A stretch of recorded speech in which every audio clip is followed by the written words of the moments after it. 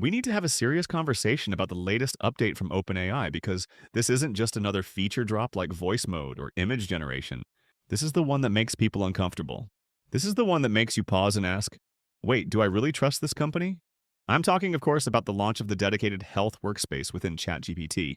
If you've been online recently, you've probably seen the reactions. People are freaking out, and honestly, it's understandable. We have spent the last few years hearing about how AI models scrape every corner of the internet to train their brains. So, when the company behind the world's biggest chatbot suddenly asks for access to your blood work, your vaccination history, and your daily heart rate, the immediate gut reaction is absolutely not.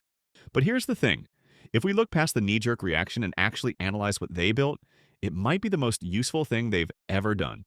But it also represents the biggest gamble on user trust in the history of the company.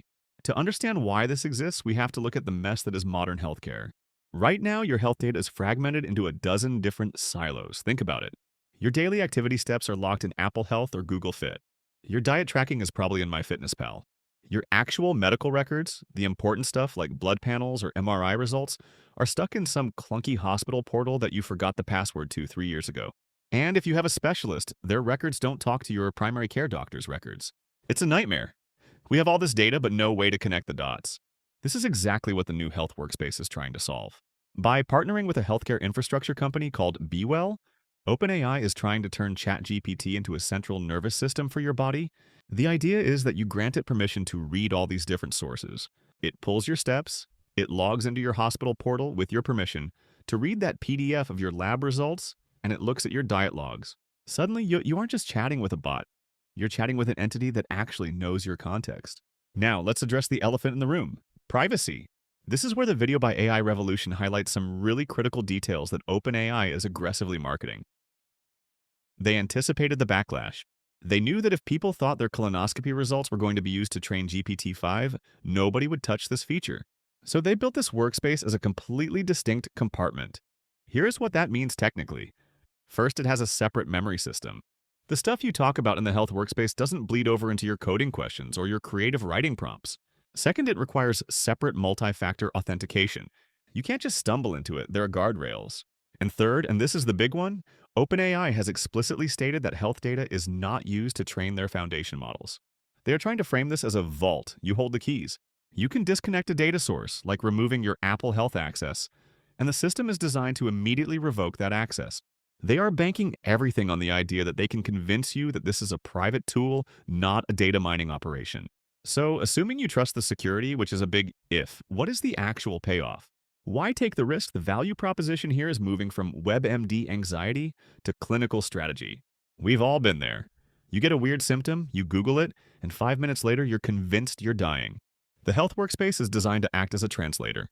Let's say you get a lab report back and your lymphocytes are slightly elevated. Instead of panic searching, you upload the PDF. The AI, knowing your history from your other connected data, can say, hey, I see these are slightly high, but I also see from your Apple Health data that you were recovering from a flu last week. It is common for these markers to stay high during recovery. That is a game changer. It provides context. It's also being pitched as a prep tool for doctors. Doctors are busy. They have about 15 minutes with you. If you can walk in with a concise summary generated by AI that says, here are my symptoms, here's how my heart rate has trended over the last month, and here are 3 specific questions I have, you are going to get much better care. It turns you into a super patient.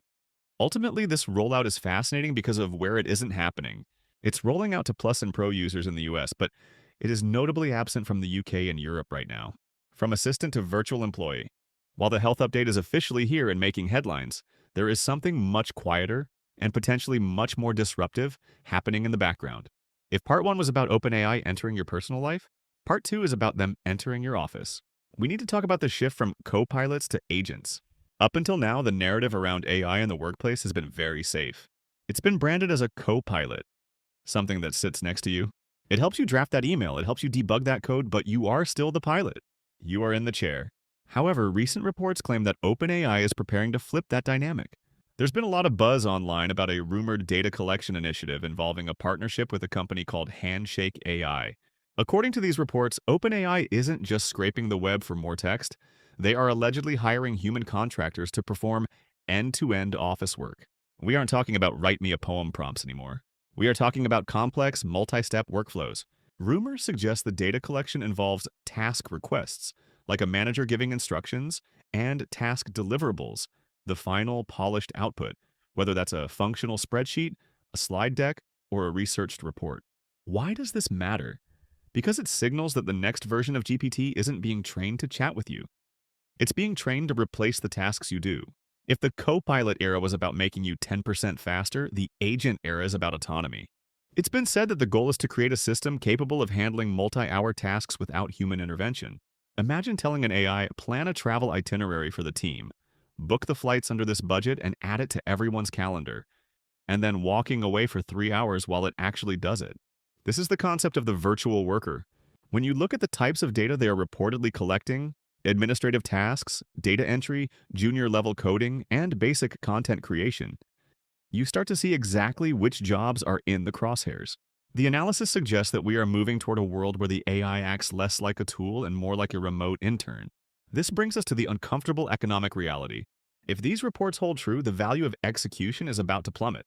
For decades, white-collar work has been defined by the ability to execute, the ability to write the brief, build the model, or code the interface.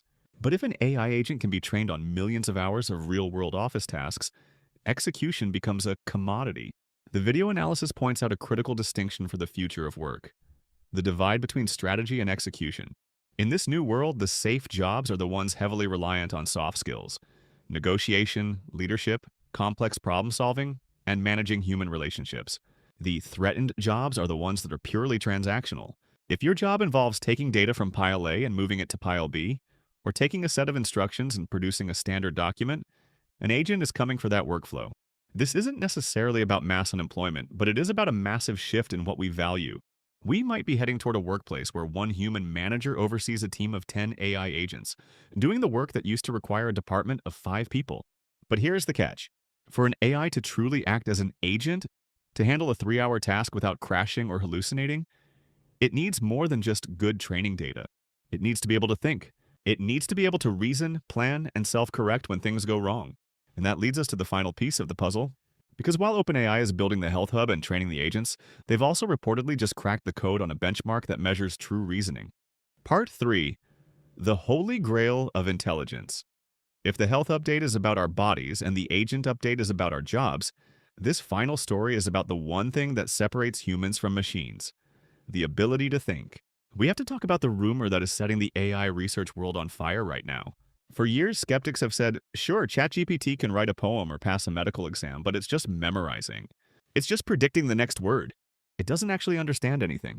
And for a long time, those skeptics were right. If you gave an AI a puzzle it had never seen before, something that required true abstract intuition, it would fail miserably. But reports are now surfacing that this barrier hasn't just been broken, it's been shattered. 050, 145. The ARC AGI benchmark. To understand why people are freaking out, you have to understand the test. It's called ARC AGI. Most AI benchmarks are like school tests: history questions, math problems, coding challenges. AI is great at those because it has read the entire internet. But ARC is different. ARC is like an IQ test for aliens. It shows you a visual grid with a pattern, and then asks you to solve a new grid based on that pattern. There are no instructions. You have to use intuition and adaptability. It is widely considered the only test that measures true general intelligence. For context, the average human scores about 60% on this test. It's hard. Until recently, the best AI models struggled to get past 20% or 30%. They were nowhere near human level. 145, 240. The Poetique leak and GPT-5.2. This is where the news gets crazy. Rumors are circulating about a new system called Poetique, which is reportedly built on an unreleased model. Insiders are calling it GPT-5.2. According to the leaked benchmarks discussed in the analysis, this system didn't just inch past the old records, it reportedly achieved a score of 75% on the ARC AGI-2 benchmark. Let that sink in for a second. The average human is at 60%. This system is at 75%. If these reports are true, we have officially crossed the Rubicon. We are looking at a system that is no longer just mimicking human speech. It is outperforming the human baseline on novel, abstract reasoning. This is the definition of the AGI, artificial general intelligence, we've been warned about. It means the AI can encounter a problem it has never seen before and figure it out better than you can.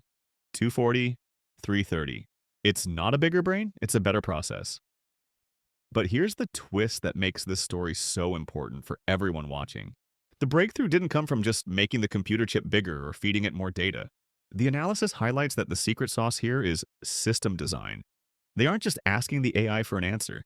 They are building a workflow, a meta system, that forces the AI to stop, think, plan, and verify its own work before it speaks. It's the difference between System 1 thinking, blurting out the first thing that comes to your mind, and System 2 thinking, carefully working through a logic problem. This proves a theory known as capability overhang.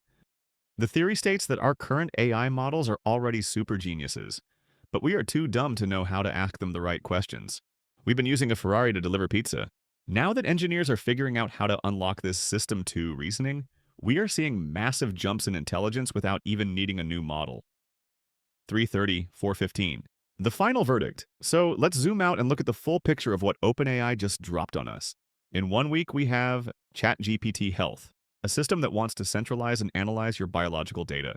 AI agents, a shift toward autonomous workers that can replace execution jobs. Superhuman reasoning, a benchmark score that suggests these systems can now outthink us on abstract problems. We are leaving the era of chatbots. We are entering the era of integrated reasoning intelligence that lives in our pockets, manages our health, and does our work. The question isn't, is AI ready? The question is, are we ready for what comes next? Let me know in the comments, does that ARC score scare you or does it make you excited for the future? And don't forget to hit subscribe because things are moving too fast to miss an update.